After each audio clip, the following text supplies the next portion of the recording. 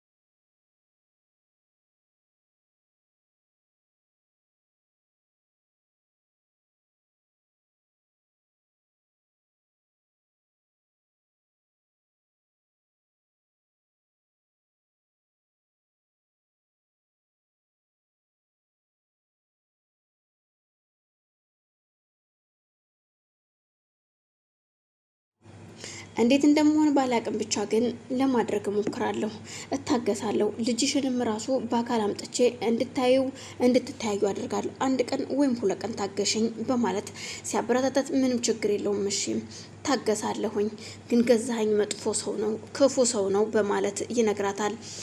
አው ክፉ ነው ስትል እሷም ሁለቱም ግራ ተጋብተው በቃ እሺ እኔስ ተስማምቻለሁ ትለዋለች።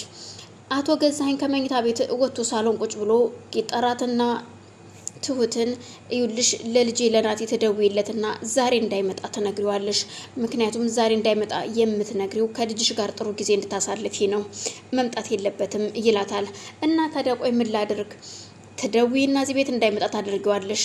አይካልሽ ግን ልጅሽን አሁን ይዣት እሄዳለሁ ሲላት ችግር የለውም ግን አሁን ምንድነው እንዳደርግልህ የምትፈልገው ሌላውስ በማለት ስትጠይቀው አሁን የምፈልገው አንድና አንድ አንቺ ልጅሽን ስትወስድ እኔ ደግሞ በትኩ ደግሞ ታውቂያለሽ ትመልሽልኛለሽ አለምዬን ይላታል።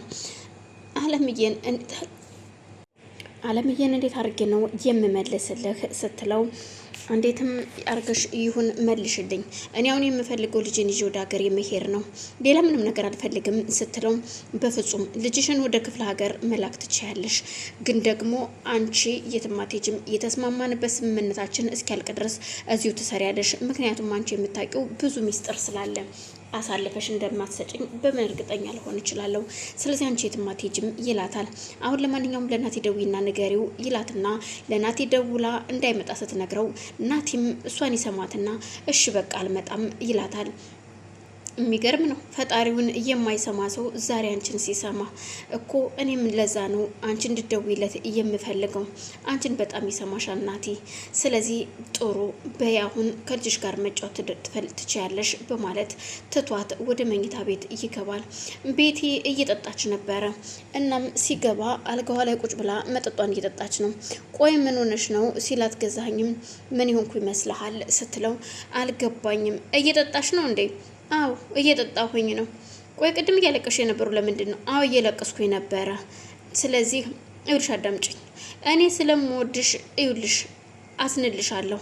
አንቺም ለእኔ ብቻ ነው ማዘን ያለብሽ ማለት እሷን ይነግራታል። እሺ ችግር የለውም። ቆይ እና ስለዚህ መጠጡን ልትተዩ ይገባል ይላታል። አይ አሁን የከለከልከኝ ነገሮች ሁሉ መጠጡን እንኳን ያስረሳኛል መጠጡ፣ ስለዚህ መጠጣት አለብኝ በማለት ትንመልስለታለች። እንደፈለግሽ በይጠጭ እንግዲህ እንደፈለግሽ መጠጣት ትችያለሽ ይላታል።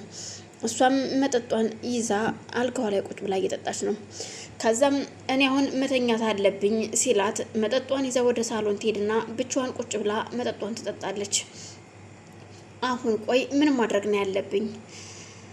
አሁን ትሁት ከልጇ ጋር ተኝታ እየተጫወተች ቆይ አሁን ምንድን ነው የምናደርገው በማለት ከልጇ ጋር ደስ የሚል ጊዜና ሰዓት እያሳለፈች ነው። ልጇም በደስታ እየሳቀች እየፈነጠሰቻለች። እዩልሽ የኔ ልጅ እንኳን መጣሽልኝ የኔ ወርቅ፣ ግን እኮ እዩል ጋሼ አንድ ነገር ቢሰማኝ አሁን አባቴም ከመጣ ነገሩ ይበጠበጣል። ለአቶ ገዛኸኝ ትሁት የምትነግረው እባክህ ጋሼ ሁሉም ነገር እባክህን እንሂድ፣ እባክህን እኔ ልቀቀኝና ልሂድ ብትለውም በፍጹም ምክንያቱም ደም መቀባባት የማይፈልጉ ሰዎች ሁሉ ትዕግስታቸው አልቆ አሁን ሊመጡ ነው። ታውቂያለሽ እኔ ማንንም አልፈራም። ስለዚህ እዩልሽ እኔ ማንንም አልፈራም፣ እየመጣውን ሁሉ እቀበላለሁ፣ እንዳትጠራጠሪኝ እኔ በጣም ጎበዝና ጎበዝ ሰው ነኝ በማለት አውቃለሁ። አንተማ ማንንም እንደማትፈራ አውቃለሁ፣ ግን ደግሞ ያው ቤተሰብና ቤተሰብ ደም እንዲነካካ አልፈልግም ይላታል። ምክንያቱም የትሁት አባት እጅግ በጣም ከባድና ጨካኝ ሰው እንደሆነ እሷም ታውቃለች። በይሽ እናም እመጣለሁ ልጅን እያስነጠቅሽኝ ሰው ማን ስለሆነ ነው ብሎ በስልክ ደውሎ አስጠንቅቋታል። እሷም ግራ ተጋብታለች። አባቴ ከመጣ ድሮ የተወውን ያስቀመጠውን ሽውጥ አሁንም መሳሪያ ሊያነሳ ነው። አባቴ በጣም ጨካኝና ረመኔ ሰው ነው ጋሼ፣ ምን ማድረግ አለብኝ በማለት ላጎቷ ስታንማክረው አይዞሽ ትሁት፣ ለማንኛውም እስኪ ሁሉንም እንፋለመዋለን፣ እኔም አለው ከጎንሽ ይሏታል። ትሁት ልጇ እናቴ ከዚህ በኋላ የትም ጥለሽኝ አትሄጂም አይደለም? እኔ ቤት እንሄድ አባዬ ናፈቀኝ ስትላት እንሄዳለን የኔ ልጅ አይዞሽ ትላታለች። ከዚህ በኋላ ግን የትም ትተሽኝ አትሄጂም